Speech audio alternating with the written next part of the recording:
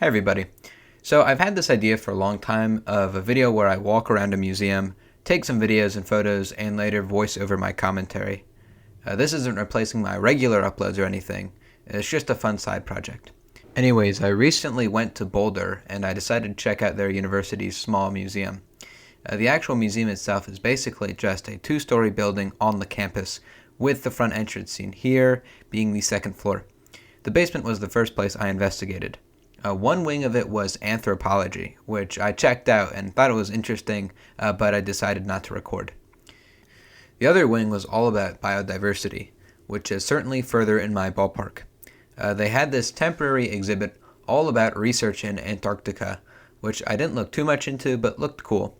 It looked like the research was all about the little organisms that live in Antarctic soil, like this tardigrade, and they also mentioned Antarctic lakes, which are an interesting topic that I might cover in a video one day. This little exhibit showed the wonder of diversity that is prevalent even on the species level. It's weird how varied in size and color all of these snails are when they still all belong to the same species.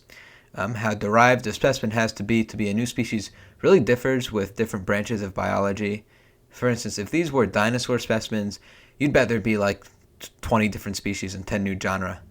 Speaking of dinosaurs, here's an unnamed theropod leg next to some birds. Or at least it looks like a theropod. It could very well be one of the foot bones of a cassowary or another ratite, who also have some super prehistoric looking feet. Here's a modern recreation of the tree of life. Just think of the diversity in eukaryotes, aka all multicellular organisms.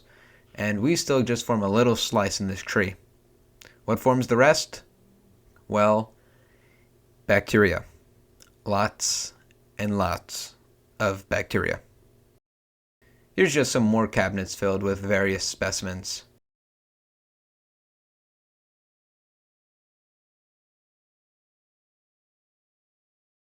And then over here, a big old bison head, along with a sea turtle. Don't worry, they also had prehistoric stuff, like this mosasaur skull and vertebrae. Over in the glass case, they had a gray wolf skull compared to a dire wolf. Maybe not as big of a difference as some might think, but definitely substantial in my opinion.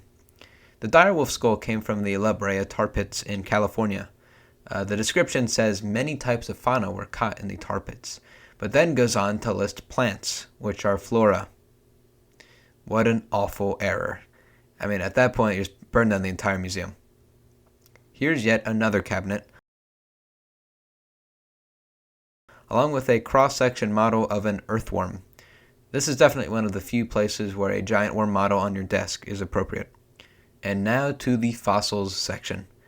Here's the big entrance. Don't worry, we'll get to that Triceratops soon.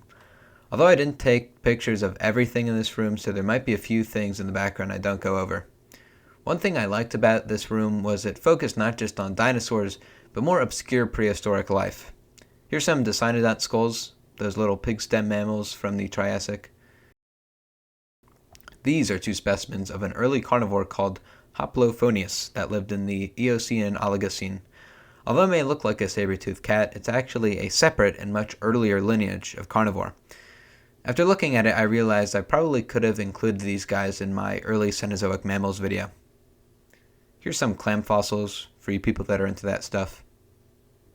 Of course, I can't not focus on the dinosaur fossils, like this great Edmontosaurus skull. Here's a skull looking back that is either an Apatosaurus or Brontosaurus. I forget what the museum labeled it as. It obviously shows the Diplodocid signature forward-facing peg-like teeth, which makes for a sort of doofusy looking face, but certainly an efficient way for it to feed on Jurassic plants. Sauropods are some of my favorite prehistoric animals, and yeah. Going back to the obscure fossils, here's a Labidosaurus, a primitive, sprawling reptile from the Permian. Looks like it could make a nice pet. The other early reptile left was this Phytosaur, a crocodile mimic. Here's another early mammal I missed out on in my video. The museum labels it as an oreodont, but the actual name is a Maricoidodontoid. Boy, those early mammals and their snappy names. It would have filled out a pig-like role in its environment, but was in fact most closely related to camels. In this corner, they have a big fish fossil, which they said died eating a squid that was too big for it. According to them, you could see the outline of the squid in the fish's body, and I must be missing something because I don't see anything. Although I'm pretty sure this long rod is a belemnite, the fossilized portion of a squid's hard mantle, so maybe that's what they're referring to. Now here's a truly impressive mammal. This is a Megacerops skull, members of the Brontotheres, or thunder beasts. They were rhino-like ungulates who could grow to near elephantine proportions. I know it's hard to see in the picture, but even its skull was massive. Of course, compared to the Triceratops, ceratopsian skulls were on a whole other level. I'm glad they put this as the center attraction because the Triceratops was super impressive, but I don't have much to say on it. Nearing the end of the exhibits now, on the other side of the Triceratops was some Plesiosaur fossils, including this huge skull and flippers. Well, look at that cute guy. What is he standing on? Oh, a prehistoric massacre. According to the description, these little mammals all died together, trapped or suffocating in mud. Well, that sucked, but hey, now they're in a YouTube video. And the final specimen I took a picture of was this pteranodon. Because the specimen lacks the usual ornate crest of adult males, it's either a female or a young male. To me, it also didn't look as big as an adult male. It still had a plenty big wingspan, but remember, a fully grown male pteranodon had a wingspan up to 6 meters long. That's about 20 feet for all us Americans. They were some huge, incredible creatures. And yeah, that's everything I recorded in the Boulder Natural History Museum.